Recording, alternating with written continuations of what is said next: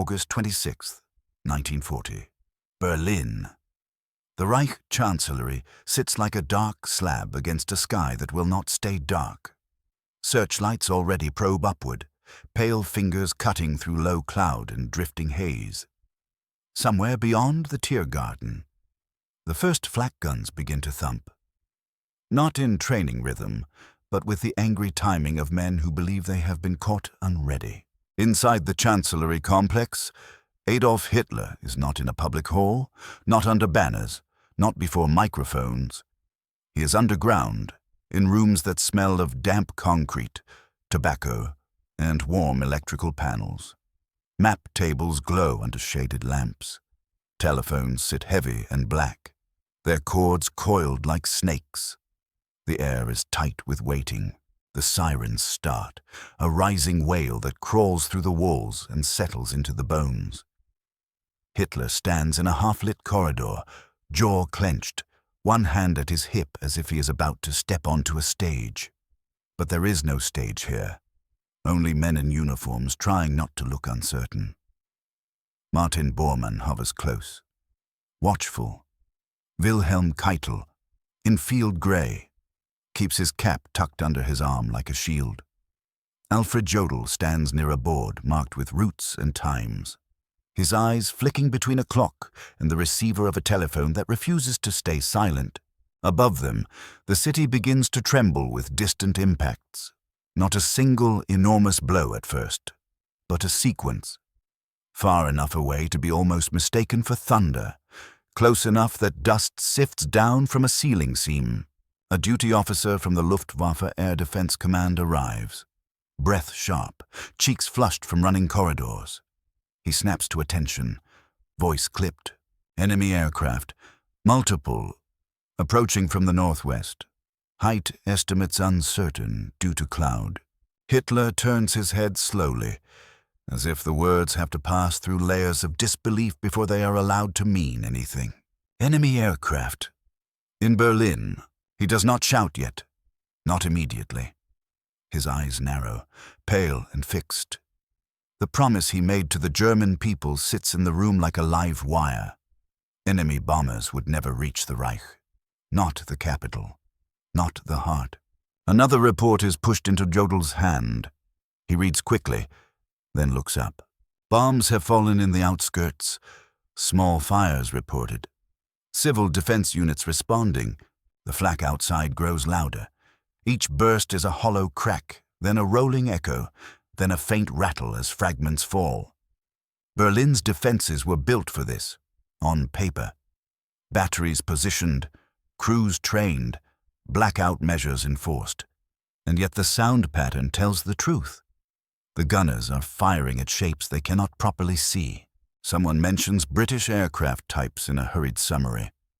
Wellingtons, Hamptons, Whitleys, twin-engine silhouettes coming in at night, using cloud cover and darkness, carrying a modest bomb load that matters less for destruction than for what it proves. Hitler steps closer to the map table. A red pencil line marks the routes Luftwaffe planners say the enemy cannot fly without being destroyed. He stares at it as if the line has betrayed him. Where is the fighter control? He demands, voice low and cutting. Where are the night fighters? Where is Goering? A telephone is offered. The aide's hands tremble just enough to be noticed. Keitel speaks carefully, trying to keep the ground steady under them. The defenses are engaging. The batteries are active. The situation is being assessed. Hitler takes the receiver and listens to a voice on the other end, distant and strained, reporting confusion and gaps. He does not respond with reassurance. He responds with pressure. His words come out hard, sharp consonants, the tone of a man who believes reality has violated a contract. Impossible, he mutters. Not to the telephone, but to the room itself. Impossible that they are here. Another impact. Closer. The lights flicker for half a second. A faint tremor runs through the floor. Men glance upward instinctively, as if they can see through layers of earth and stone. Hitler's face tightens. Fury rises now. No longer contained. His promise to the public was not just propaganda to him. It was a statement of power, of control, of destiny. And this night, with British engines droning somewhere above the cloud, control feels suddenly fragile. He lowers the receiver slowly, then speaks to those closest. Private words meant for no transcript. They have dared to come here, he says, voice vibrating with disbelief, into Berlin, into the Reich. And in that moment, the war changes shape in his mind. Not a distant fight over the Channel, not only armies on borders, but the sky itself opening like a door that should have been locked. Another Luftwaffe officer arrives, cap in hand, eyes red from smoke or fatigue.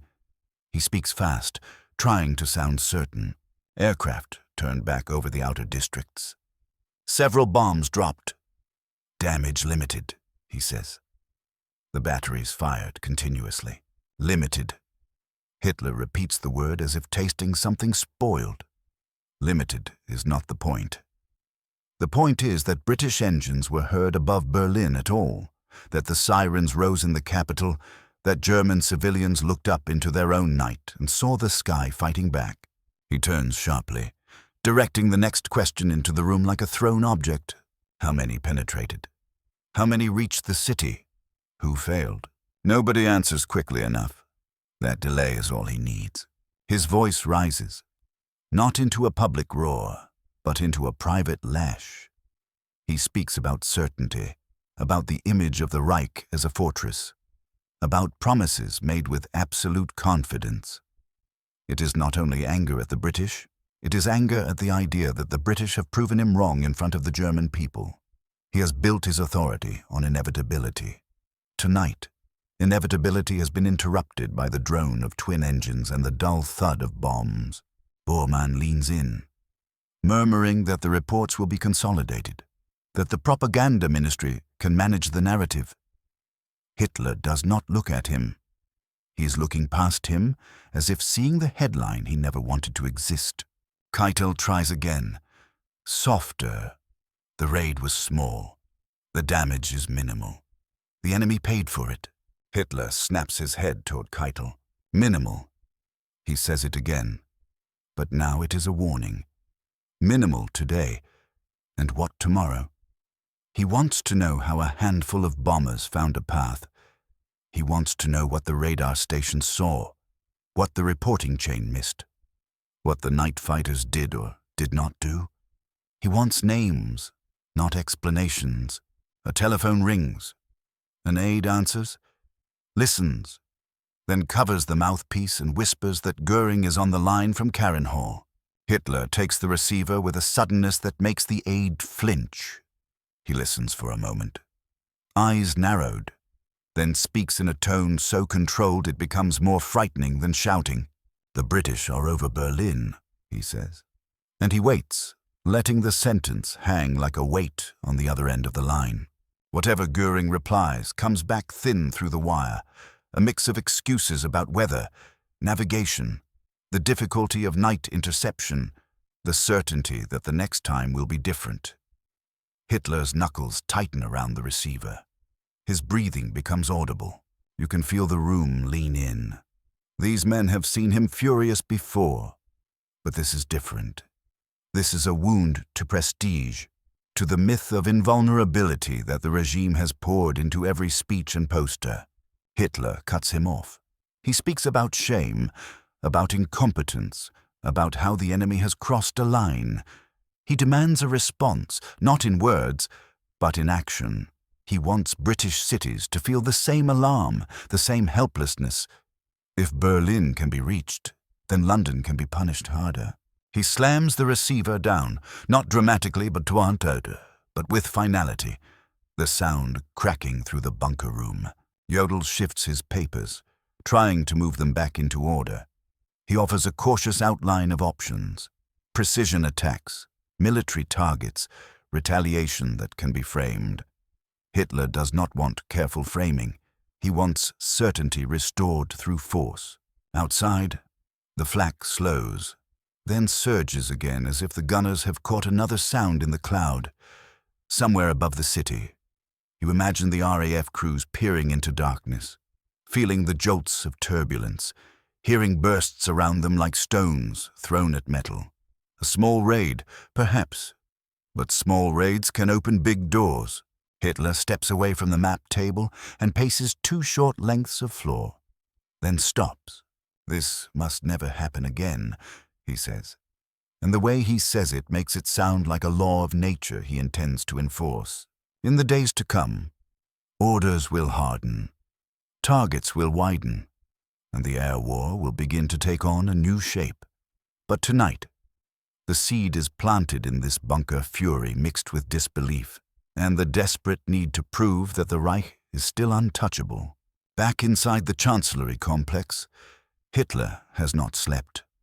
His eyes look sharper than they should after a night like that, sharpened by anger instead of rest. The bunker air feels stale now, as if the walls have absorbed every shouted order and held it. A morning conference is assembled quickly. Maps again, telephones again, a stack of written reports that cannot change what happened no matter how neat the type looks on the page. Goering arrives later than the others. He enters with the forced confidence of a man who expects his uniform and medals to protect him. He speaks of the raid as a nuisance, an irritation, an act of British desperation. He tries to paint it as meaningless, a pinprick. Hitler does not let him finish. He stands, stiff-backed, one hand pressing down on the table as if pinning the entire situation in place. His voice is tight, deliberate, and every syllable lands like a strike.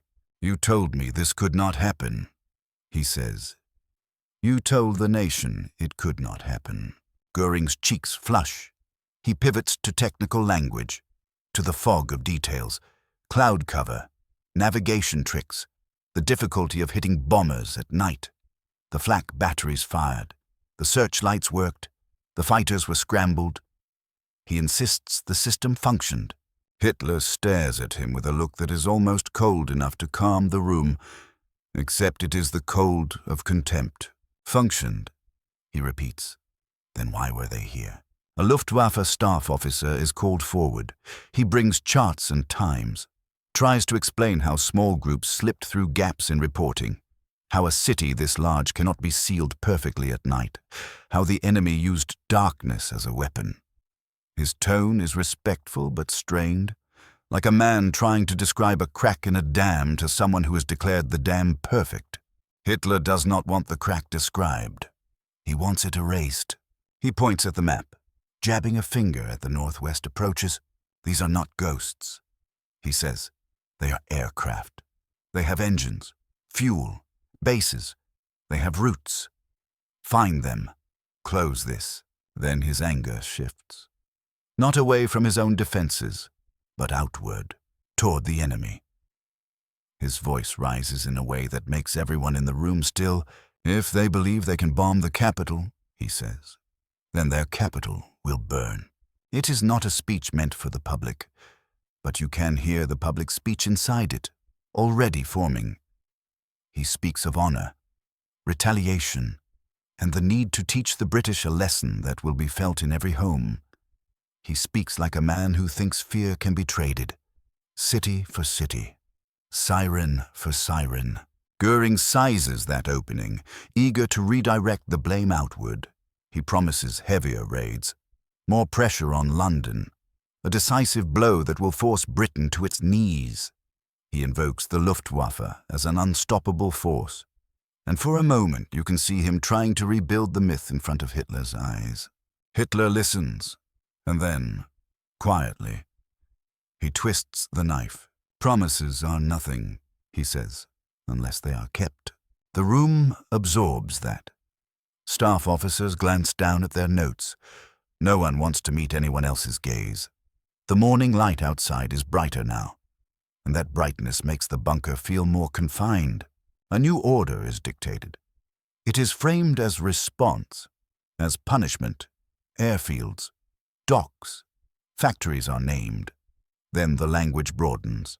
The tone becomes less about specific targets and more about making the enemy feel hunted in its own streets. The decision is not only military, it is emotional, personal. The need to restore the claim that he made, that the Reich cannot be touched, drives him toward a kind of symmetry. If Berlin can be reached, then Britain must be reached harder. And somewhere beneath all that anger is the quiet truth that nobody in the room wants to say aloud. The night has shown that this war is no longer only at the front lines.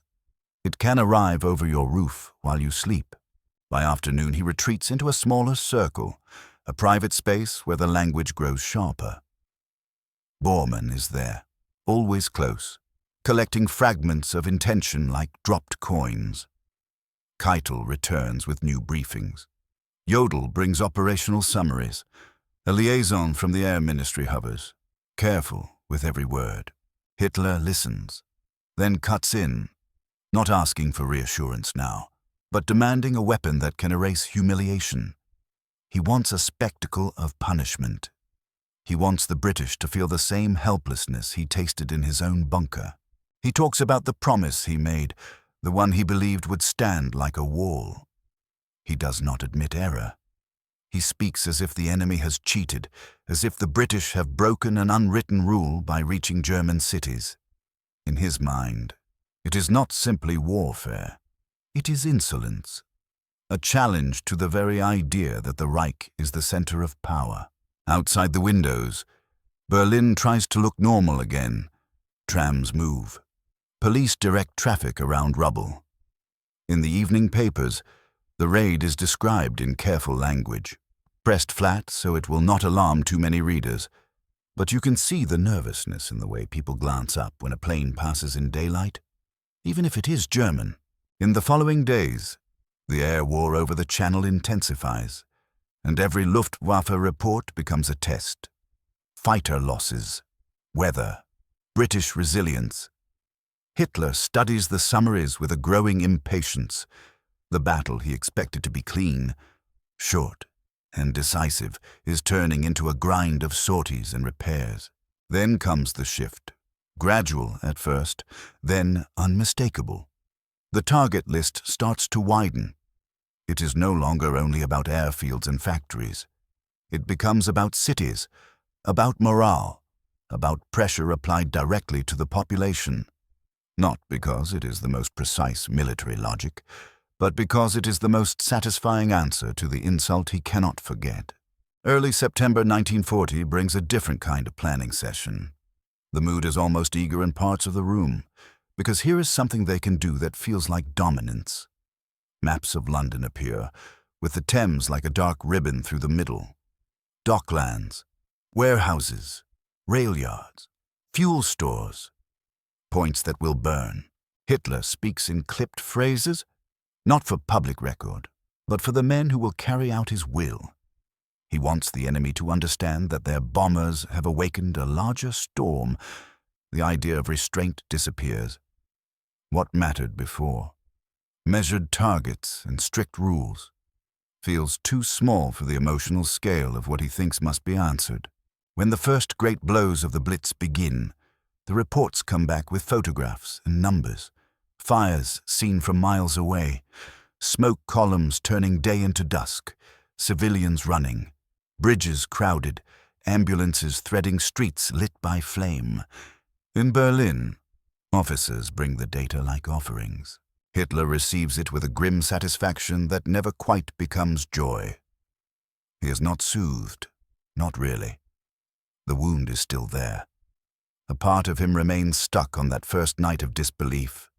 The moment he realized the Reich could be reached, and yet he doubles down. Because if the sky can be opened by the enemy, then he will try to make the sky a weapon that belongs to him again. If you could stand in those rooms and feel the stale bunker air, you would sense it. Retaliation is no longer a tactic. It is an obsession meant to restore a promise that reality has already broken.